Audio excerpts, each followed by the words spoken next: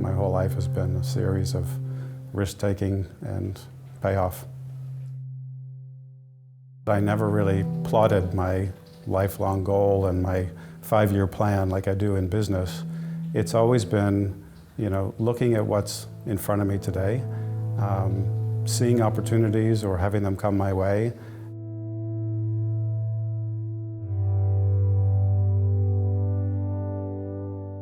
I was born in Halifax, Nova Scotia, and my family's still there. I left when I was 21 to go to the US to go to school, and my life has been a series of risks and benefits that I could never have plotted or planned. I think every stage of my life has been in bite-sized pieces and calculating whether or not they're worth pursuing or taking the risk. And in most cases, they've paid off. They haven't always paid off. I focus more on the ones that have than the ones that haven't. Probably the most adverse situation that I had in my professional career was when I worked for Dow Jones in Hong Kong. I had been there already for 7 years. I started as a junior marketing person. I ultimately became Vice President, Asia Pacific. And there was a time where the CEO was replaced, New York-based CEO. And he had a very different vision of the company and the culture, and it changed a lot overnight. People that I respected and appreciated and enjoyed working with either decided to leave because of the new culture, or they were unceremoniously fired. And that really put me in a situation where I wasn't sure what to do next. At that time, I did several things. The first one is I sought advice from people that I trusted and respected. And one person in particular, George Kalogridis, who is retired now but was the president of Walt Disney World in Florida, he asked me 3 questions. Do you still respect and have passion for the brand? Do you still have allies within the company who have your back?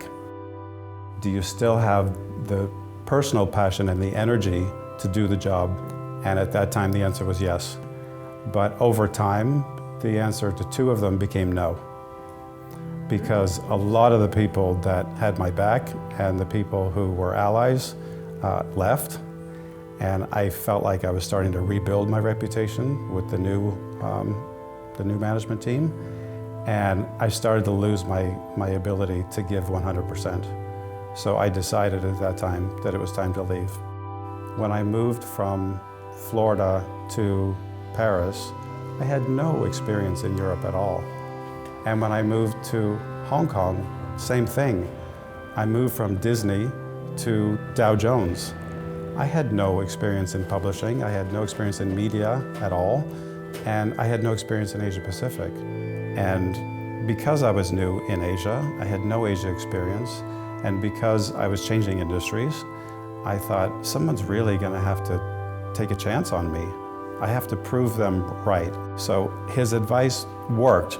Not exactly as he said it, but it worked because it allowed me to broaden my scope on the type of role I would take. There are things about me that often surprise people.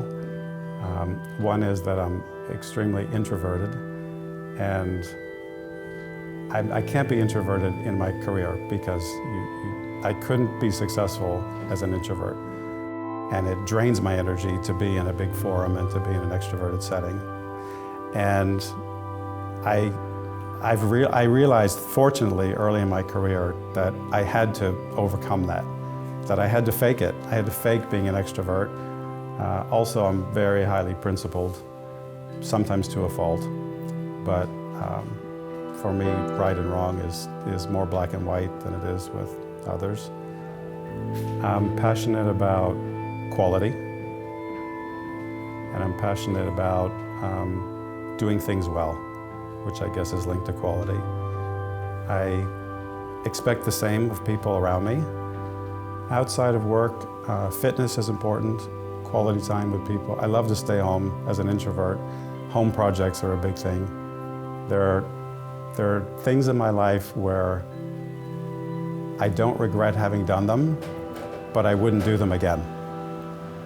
I learned what I learned, and the outcome was positive, but I wouldn't repeat it. Success to me is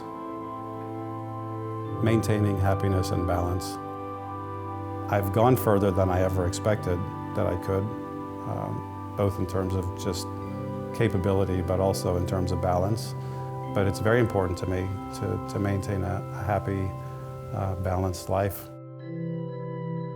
I consider myself to be extremely fortunate where I am today in my personal life and professional, but I never would have in my early life dreamt or imagined that I would be where I am today.